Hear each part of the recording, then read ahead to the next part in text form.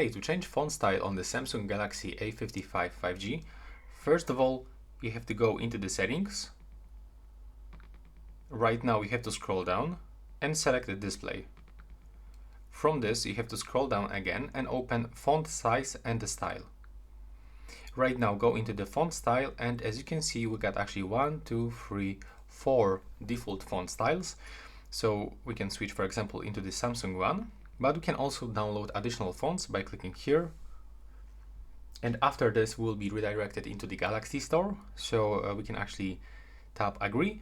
And as you can see from this, we can actually find top free fonts, top paid fonts, and top at all, and for example, the new one. So if you want to download any of this, just click here. Now you have to